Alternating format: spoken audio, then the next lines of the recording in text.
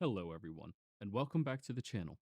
Today's video is going to be a little different. Instead of breaking down decks or tournament matches or going over my new spicy brew that we have, I want to talk about something that's been on my mind for a while. This is why Union Arena is the healthiest TCG community I've ever been a part of, and why it's completely restored my love for card games. So, I've been playing TCGs for over 20 years, off and on. I've tried everything from Magic the Gathering, Force of Will, and countless others. But time and time again, the same issues kept showing up: toxic communities, poor card design, unhealthy metas, and feeling like you had to consistently spend more money just to keep up with everything. Eventually, I left all of those games behind because I just didn't want to have to deal with it. It could have been finances at certain times during my life. It could have been different communities not being as welcoming, not being as forthcoming as I wanted. It's all numerous different reasons for everything in the TCG space, but this one is a little bit different. Union Arena is the first game in a long time that feels different. It's not just the mechanics, it's the people, the care from Bandai that they're actually putting into this game, and the overall positive experience this community creates. There's a number of different things about Union Arena that stands out to me that separates it from every other card game I've been able to experience. The community is the biggest one. Everywhere I've played, whether it's at my locals, a different scene that's a little bit further of a drive away, online, or anywhere else, the community has been unbelievably friendly and supportive. People help each other. They help each other to learn. They help each other by sharing their cards, by celebrating each other's wins. They're very consistently trying to bring more people into the game because they want to share this experience. Because I think Union Arena players know something that a lot of other card gamers don't know, and that's card games are meant to be fun. It's meant to be enjoyed. It's meant to be a communal experience for everybody to join together and everybody to have fun and have something they share. Rather that's the IP or the love of mechanic or the love of competition. It's meant to be fun. The next biggest thing for me that stands out is the unique IP identity that Union Arena brings. Each anime IP not only feels true to the source material, but also actually viable in a meta. That is such a unique thing where they are not lowering the quality of cards to match the IPs. In fact, they're just creating different mechanics around them to make them thematically feel like these other games, feel like these other IPs. And that is a hugely amazing thing for it. I'm sure a lot of people are aware that Magic the Gathering has been dipping its toes into other IPs for a long time now, utilizing their secret layers, and I think even in standard or other things like that. But looking at them, it's not very common for them to actually feel like they are their own standalone experience. They just feel like it's something made into text meant for Magic. Union Arena does something very unique where all of these cards have their abilities and their drawbacks and their upsides and their power scaling and power levels all reflective of the anime that they represent. Watchdog Man can never leave his post. He's always where he's supposed to be, and he can't be moved. That's thematic. That is amazing. And he is, for some reason, stupidly powerful despite his size. He's a cheap card that's a 4K. Again, amazingly beneficial, amazingly thematic. And they show this time and time again in all of the different IPs. And the third thing that stands out, and I think a lot of people might not understand this, especially if you're not coming from Union Arena, is that Bandai cares. It's a strange thing to say, all right? It's a huge thing to say, but Bandai has clearly been listening and adapting to the NA meta that we've been wanting. They've pre-nerfed and pre-banned cards before the IP actually drops, before people can waste their money on it. Because this game has been out in Japan for so long, they know what the power level of the cards were. They know how strong they are. They know how strong they would be for us. So Japan gets cards earlier than us, and we get the nerfed version of decks so that we have healthy, reliable metas. And they do this before you spend hundreds of dollars on a brand new promo card. This means I don't feel bad knowing that my deck is weaker than it possibly could be if I was playing in Japan, but I know I'm not getting it banned out from under me, and I know I'm not losing hundreds of dollars or dozens of dollars or even just $2, because at the end of the day, I'm choosing to put my money into this game. Why do I want to put my money into a game that's going to remove the value that I put into it by saying this card is no longer playable? It goes to zero. Bandai pre nerfs very, very intelligently as well. Time and time again, they've been able to take out a couple of cards from one deck and said, hey, the deck is going to be played, but you're going to be at a weaker stance. They've done this most pointedly with the red Asta deck. And this was one that a lot of people, including myself, think that was an overcorrect. They removed the 3/1 double energy Asta at first, and they've noticed over time, hey, that deck's not performing anywhere near as well as it should be in a meta like ours. We may have to increase that power level and bring that card back. And they decided to do it in a very accessible and very unique way.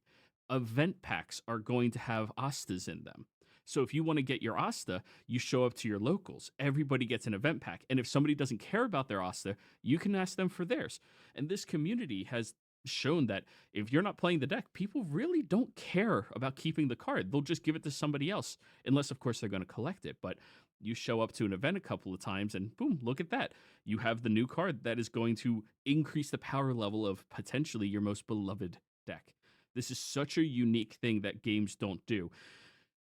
Back in the day, I'm an old man, but back in the day, when I was playing card games, I wasn't worried about cards getting banned out of my formats. It wasn't a concern of mine. But lately, it seems like a lot of games just say, let's increase the power level until it's too much and then we'll correct afterwards. But that's really not a healthy format. I mean, I looked into it recently, and at least for Magic, if I was to get into Standard, the best deck right now is more expensive than the majority of modern decks.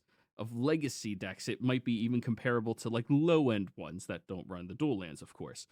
But that's a Standard deck. Why? Why is it that expensive? And for a card that everybody I listen to, every content creator that I see is saying and screaming out to Wizards of the Coast, ban this, it's making your game unfun. That's a normal experience nowadays in many different TCGs.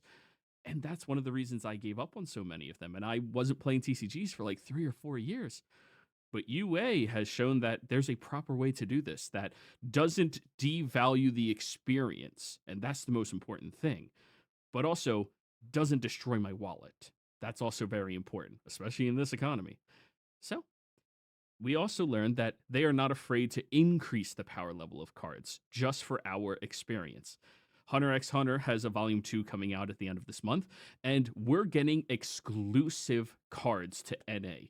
JP never got them, we're getting them. And it's 4 rares. As of now, we don't know what they are, but it makes me so excited to be able to look at an IP that I love so much and that people have been saying, it's a horrible IP, you can't play that, those decks are bad. And being able to go, well, if I get one really good card, I can play these decks, I can try them, and they can even get pushed up into a tier that's competitive, and that would be amazing. And all they're doing is learning from their mistakes and pushing a better experience out for everybody after that. That is an amazing thing. Completely amazing. And long term, that shows that you can collect an IP and be happy by collecting your favorite characters and trust that in the future, they can give us some things that push these characters, these decks, into a more competitive realm and not be scared that, oh, well, I bought this towards the beginning of the game and now it's unplayable. I'm not worried about that. You don't have to be worried about that. That is an amazing feeling in a TCG market. And on top of all of that, the wholesome moments that I've seen and that I've heard from this community have just blown me away. Here are some screenshots from players sharing their favorite Union Arena memories. I'm just going to have them showing up on the screen, and you can watch them as they go through. I've asked so many different people to send it out to me in the competitive sphere, in the local sphere, and just online hanging out in the TCG community, just talking. Players pulling together cards to build someone their first deck so that they could play with everybody just for showing up at locals. People jumping out of their chairs when their favorite anime gets announced for a UA. Locals trading cards just for the love of the characters, not caring about the money, not caring about the value that somebody arbitrarily said this piece of cardboard is supposed to be worth. Players overcoming anxiety because the community made them feel welcomed and safe instead of being sweaty and you need to play properly and make all the right moves and no, you can't mulligan that hand. Like a really good, safe environment for people to play in. It's amazing.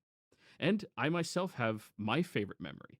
I was playing in Rumble Rama with a bunch of people streaming, and in the middle of the event, we all stopped because they were announcing the new IPs coming to Union Arena. Every one of us was like, hey, let's pause the tournament. We'll take the 15 minutes to watch this video. And when I saw Tokyo Ghoul appear on that screen, I was ecstatic. I was so happy. One of my favorite animes of all time is coming to this game. And I was listening to everybody bombastically overjoyed. We're getting Kenshin. We're getting Tokyo Ghoul. We're getting that other thing that I don't know what it is, but people were excited. Everybody was excited. It felt like I was sitting there at the Super Bowl and my team just got a touchdown. Everyone was happy. Everybody was excited to be experiencing it together. And even afterwards, after that, we got into the next round and we were just talking about these new IPs coming, our favorite moments in those animes. And the entire experience felt like what card games used to be. It felt like a community. It felt like we were here to have fun. And it just felt good. I can honestly say that this is the first TCG since I left Magic back in the day that I truly enjoy and that I believe in. I've never seen a company care this much about keeping their game healthy or a community this wholesome and welcoming inside of it. Union Arena has restored my love for card games. That's why I'm here making this video. It's not just about competition, it's about celebrating what we've all built together, celebrating this amazing game and making sure people understand what makes it so good. Not just the finance side of everything. Yeah, who cares about that? You can go to the stock market if you want to make money. Have fun over there. But yeah, that's why I wanted to talk about. Thank you all for being a part of this incredible community. If you've got a wholesome or feels good Union Arena moment of your own, drop it in the comments. I'd love to read them and share in all of the positivity that this game is bringing to everybody. And of course, big thank you all to all of you who've supported this game from day one. Union Arena is only as strong as the people playing it, and I think we've got something really special here. That'll be everything. See you guys in the next one.